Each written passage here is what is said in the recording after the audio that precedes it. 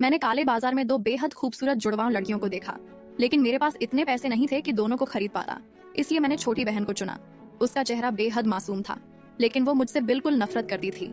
मौका मिलते ही भाग जाती और वापस काले बाजार में अपनी जुड़वा बहन के पास पहुंच जाती। दीदी, मैं उस आदमी के साथ बिल्कुल नहीं रहना चाहती। वो न अच्छा दिखता है, न उसके पास पैसे हैं। उसके साथ रहकर मुझे सिर्फ तकलीफें मिलेंगी।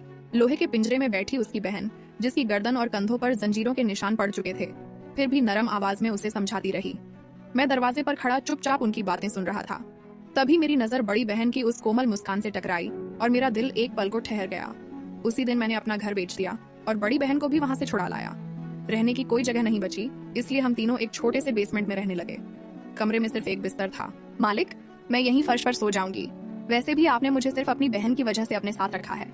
मैं कुछ देर चुप रहा, फिर अलमारी से एक कागज निकाला और छोटी बहन की तरफ बढ़ा दिया। अगर तुम्हें यहाँ रहना इतना बुरा लगा है तो तुम जा सकती हो। कम से कम आगे तुम्हें मेरे साथ तकलीफ नहीं उठानी पड़ेगी। लड़की वहीं स्तब्ध खड़ी रही। उसकी आंखें धीरे धीरे लाल होने लगीं। तो तुम्हें सिर्फ दीदी चाहिए, मैं नहीं? उस सवाल का जवाब मेरे पास नहीं था।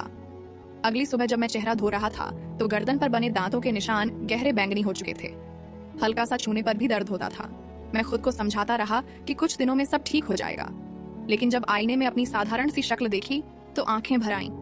छोटी बहन मुझसे नफरत करती थी। उसे मेरा चेहरा पसंद नहीं था, मेरी आवाज पसंद नहीं थी, मेरा शरीर पसंद नहीं था, यहाँ तक कि मेरा पुराना जर्जर घर भी उसे नापसंद था।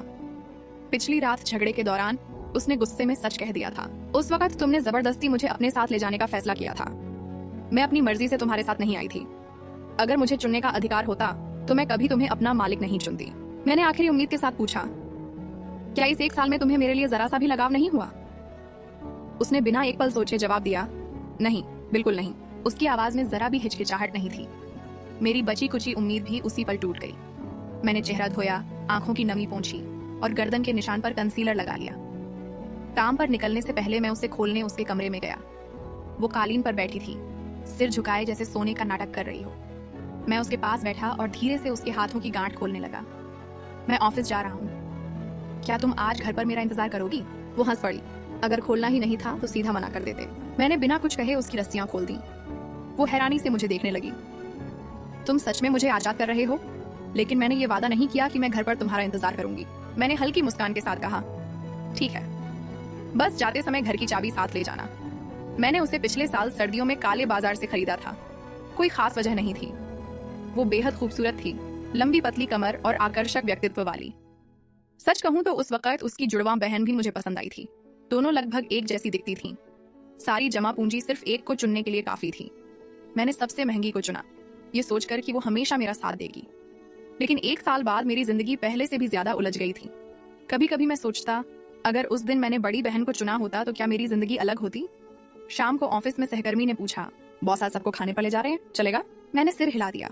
वो हंसते हुए बोला, अरे हाँ, भूल गया, घर पर तुम्हारा इंतजार करने वाली कोई है ना? मैं बस फीकी मुस्कान दे पाया। ऑफिस से निकलने के बाद मैं सीधे घर नहीं गया। मोबाइल में घर का कैमरा खोला और जैसा मैंने सोचा था वो फिर गायब थी। बेचैन मन लिए मैं गलियों से गुजरता हुआ अनजाने में फिर उसी काले बाजार तक पहुंच गया। वहां हर तरफ बदहाली थी। छोटे छोटे पिंजरों में बंद लोग, टूटी हुई उम्मीदें और दर्द से भरी निगाहें दिखाई दे रही थीं। पुरानी दुकान अब भी खुली थी। मैं चुपचाप पीछे के आंगन तक पहुंचा। तभी एक जानी पहचानी आवाज सुनाई दी,